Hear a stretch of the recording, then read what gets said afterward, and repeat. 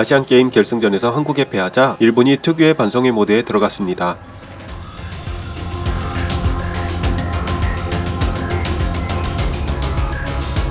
아시안게임 남자축구 결승 한일전에서 패하자 일본의 충격이 큰 것 같습니다. 일본 언론들은 비판하는 내용의 후속 보도를 앞다투어 쏟아내고 있고, 야후재팬에서 가장 클릭이 많은 기사나 댓글이 많은 기사도 한일전 관련 기사일 정도로 일본 누리꾼들도 불타오르고 있죠. 이번 영상에서는 일본 언론들의 수많은 후속 보도 중에서 우리의 눈길을 끄는 소식 2개를 정리해서 전해드리고자 합니다. 첫 번째로 전해드릴 소식은 일본의 한일전 생중계의 해설을 맡았던 일본 공중파 TBS 방송국의 축구 해설자 후쿠다 마사히로의 발언에 관한 기사입니다. 먼저 기사부터 보시죠. 나이는 이유가 될 수 없다. 후쿠다 마사히로가 한일 결전에 대해 U22 일본 대표의 호통, 일본 대표로서의 자부심과 책임감을 갖고, U22 일본 대표팀은 10월 7일 중국 항저우에서 열리고 있는 제19회 아시안게임 결승에서 U24 한국 대표팀과 대전, TBS의 생중계 해설을 맡았던 후쿠다 마사히로 전 일본 대표팀 공격수가 일본의 호통을 쳤다. 일본이 개시 2분에 선제한다. 왼쪽 측면에서 사토 개인이 되접어준 것을 골 앞에서 시게미가 받아 짧은 패스를 공급. 이것을 받은 우치노가 냉정하게 오른발로 밀어넣어 선제골을 얻었다.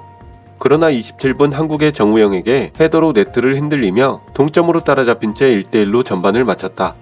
일본은 전반 상대에게 밀리는 시간이 계속되고 공격에서는 부주의한 패스 미스가 눈에 띄었다. 후쿠다 씨는 쉽게 당하면 안 된다. 더 들어갈 수 있는 곳은 더 들어가야. 용기를 갖지 않으면 안 된다. 등으로 코멘트. 또 전반 막판에는 일본과 한국의 연령차를 언급. 다음과 같이 말했다. 확실히 대회를 위해 한국은 24세 이하의 와일드카드도 사용하고 있다. 이 대회에 대해 상당한 각오로 와 있다. 일본은 여러가지 사정이 있어서 멤버를 갖추지 못했다. 그러나 일본 대표팀 유니폼을 입고 있는 것입니다. 유니폼을 입고 있는 이상 일본 대표로서의 자부심과 책임감을 갖고 싸우는 것이 필요해요. 후쿠다 씨는 이어 나이는 이유가 될 수 없어요 라고 강조했다. 기사에 달린 댓글 반응입니다. 비교적 선수를 옹호하는 발언이 많은 후쿠다가 또를 넣고 있다. 그만큼 한심한 플레이를 많이 볼 수 있었다. 그가 말한 것처럼 대표팀 유니폼을 입고 있는 이상 더 강한 의식을 갖고 플레이했으면 좋겠어. 수비수 2번과 4번 선수는 볼을 자기 편에게 건네주지 못해. 이런 경기는 절대로 이길 수 없어. 옛날 도하의 비극 시대까지 되돌아간 경기 운영이다. 한국은 와일드카드나 24세 선수를 쓰는 스펙이지만 일본은 22세 이하뿐. 이러면 스펙이 달라. 올림픽은 올림픽, 아시안게임은 별개의 생각으로 해야 하지 않나. 축구협회도 좀 생각해봐야 하지 않을까? 수비수 2번 야마자키는 미스패스가 많고 대부분의 패스가 한국으로 넘어갔다. 이런 선수를 끝까지 교체하지 않은 감독도 최악이다. 볼란치도 생각 좀 해서 앞으로 나와라. 의욕 없는 선수는 나오지마. 오늘의 선수들이 깨달아 주었으면 하는 것은 대표팀 유니폼을 입고 진다는 것은 이런 것이다 라는 것. 거친 플레이에 북한을 상대로 이겼을 때는 눈부시다며 칭송을 받고 홍콩에 대승했을 때는 강하다는 평가를 받는다. 하지만 한번 꼴불견 경기를 하면 간단하게 손바닥이 뒤집힌다. 그것이 현실. 그건 그렇고 오늘은 아무것도 얻지 못했구나. 모처럼 한국이 이강인까지 있는 진심의 멤버로 와줬으니까 자신들의 힘이 어디까지 통할지 시험할 절호의 찬스였는데 쫄아서 도망치고 그 기회를 허비하다니. 뭐 한국 레벨의 진심 멤버들이 내는 압박의 무서움을 알게 된 것도 좋은 경험치이긴 하지만 과감하게 공격하면서 얻는 것과는 사뭇 다를 거라고 생각한다. 공격하다가 10대 0으로 잡혀가는 것이 도망친 결과인 2대1 석패보다는 덜 까이지 않았을까? 아니 0대 10이었으면 수비에서부터 공격을 이익하였던 만큼이나 까였을 거다. 뭐 우리는 안방에서 커피나 맥주를 마시면서 그러는 거니까. 대학생들이 필사적으로 일본을 짊어지고 열심히 했던 반면에 일단 수고 많으셨습니다. 이것도 공부겠죠. 다음에는 강해져서 돌아오세요.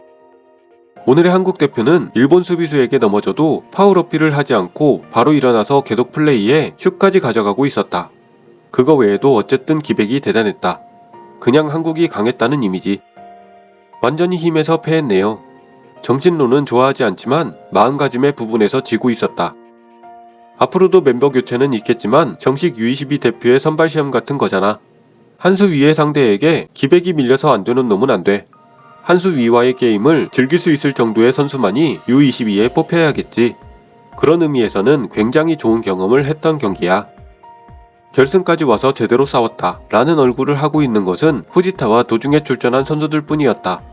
솔직히 이 멤버에서 파리올림픽 대표도 별로 안 나올 거고 A 대표도 힘들겠죠. 지금 이대로는. 여기서 누가 기어 올라올 것인지 기대가 됩니다. 시합에서 진 것보다 내용이 너무 나빠서 할 말이 없어. U22 일본 대표는 횡패스랑 백패스밖에 못하는 건가? 게임을 만들 수 있는 선수도 없고 드리블로 찔러 들어가는 선수도 없다. 강한 캡틴도 필요하겠고 지금 이대로라면 올림픽에서는 힘들다고 생각해. 일본이 서툴렀다. 이러면 이길 수 없지. 이겼어도 운빨. 그냥 힘에서 졌어. 일본은 2군이나 3군이었다 라든가 절반은 대학생이었다 같은 말은 하지 맙시다.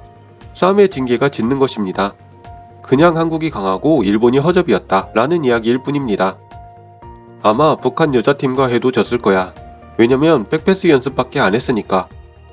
이 녀석들한테 자부심 같은 건 없어. 푸덜덜 축구나 할 거면 대표팀 유니폼 벗어라. 다음은 일본계 브라질인으로 일본의 유명한 축구 평론가이자 축구 원로인 세르지오 에치고의 칼럼과 칼럼에 달린 댓글 반응입니다. 먼저 칼럼부터 보시죠. 세르지오 에치고. 수학 없음. 부정적인 기억만 남은 한일전. 상대팀과 대회의 신뢰다. 일본은 최강 한국을 상대로 멤버가 떨어지는 팀 구성으로 1대2 근소한 차이로 졌다. 이것으로 위로가 될까?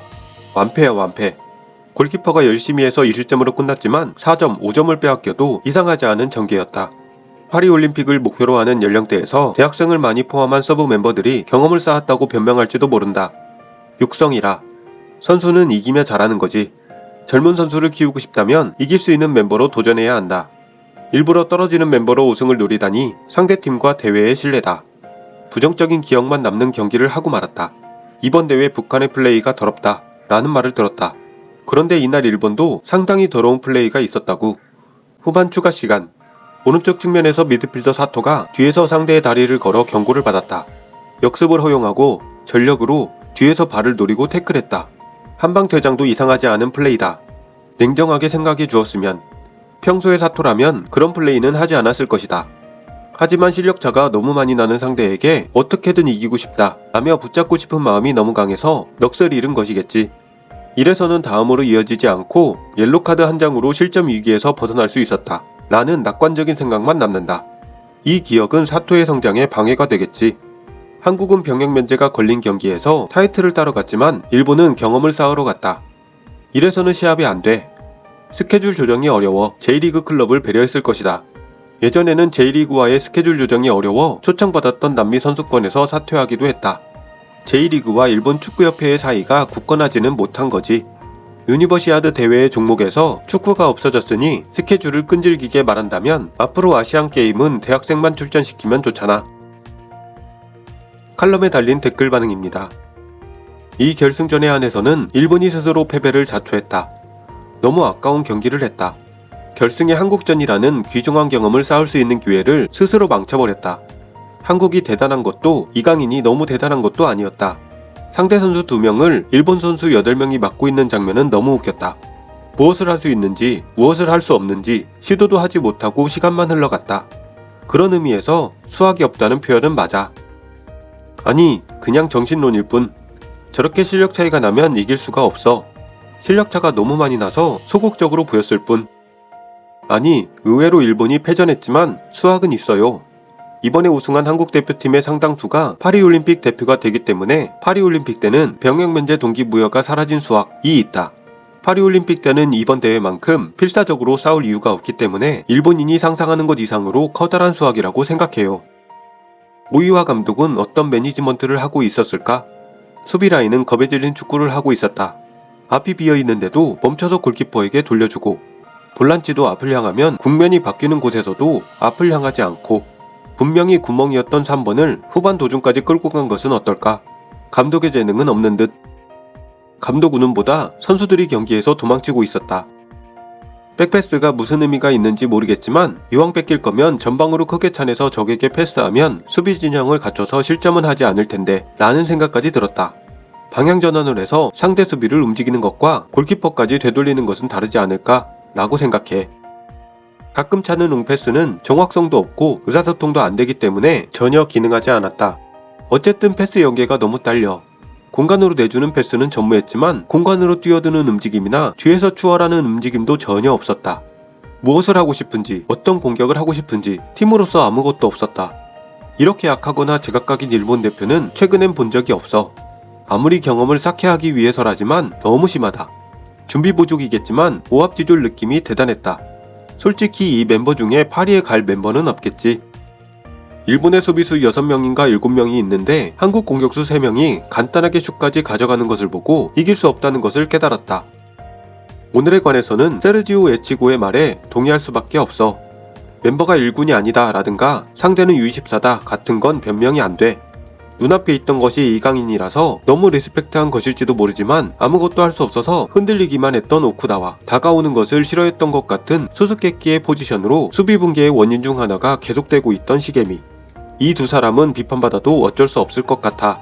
그리고 누가 봐도 심하게 포지션을 바꾸는 것이 늦은 탓에 반격 시작이 30분 늦어진 바람에 패한 오이와의 지위에는 의문이 남는다. 그런 소극적인 플레이가 상대에게 신뢰라는 것은 전적으로 맞아. 지시도 없이 그렇게 플레이하지는 않았을 테니 감독씨는 책임을 느꼈으면 좋겠네. 모처럼 선제했는데 아까운 게임이었다.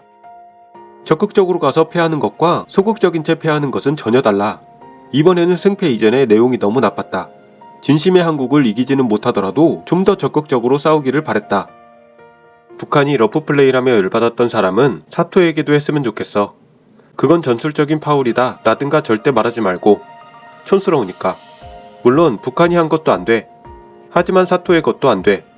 이 부분을 채우지 않으면 결국 북한을 싫어할 뿐이라는 얘기가 된다. 멤버가 떨어진다는 건 어쩔 수 없는 부분도 있어. 하지만 너무 극단적이지. A와 B가 명확히 차이나. 이길 수 있는데 못 이기는 것과 이길 수 없는 건 다르니까. 이런 경기를 왜 지상파에서 생방송했냐? 일요일 밤 9시 시작으로 한일전 결승이었으니까 축구 경기는 잘 보지 않는 층도 상당히 많이 시청했을 거라고. 이런 끔찍한 경기를 보여준다면 일반인들은 A축구 대표팀의 경기도 보고 싶지 않겠지. 세르지오 씨가 말한 대로 정말로 심하고 형편없는 경기였다. 전반 도중부터 보기 싫어졌다. 패기가 없어. 선제골 따위는 신경 쓰지 말고 설령 동점으로 따라잡히더라도 좀 더 내실 있는 경기로 만들어야 했다. 한 점을 따고서 지키며 뒤에서 볼품없는 패스 돌리기로 이길 수 있을 정도로 한국은 약하지 않고 한국 입장에서는 좀 더 덤벼봐 라고 생각했을 듯. 누가 알려줬냐? 이런 경기 운영? 우승 같은 건 의식하지 말고 저도 좋으니까 젊음이 넘치는 야망 넘치는 축구를 했으면 좋겠다 라는 생각이 들었다. 이건 그냥 패배일 뿐. 아니야, 이걸로 됐어. 스스로에게 패한 경기. 상대에게 너무 쫄아서 공포에 먹혀버렸다. 이 경험을 재산으로 삼지 않으면 안 돼. 승패 이전에 이런 수치를 겪은 일은 잊을 수 없겠지. 도저히 열심히 했다고는 할 수 없는 경기를 최후에 해버렸지만 이것을 다음으로 연결하면 된다. 다음에는 어떤 상대든 싸워라. 역시 일본 특유의 전범 찾기와 반성회는 오늘도 계속되는군요.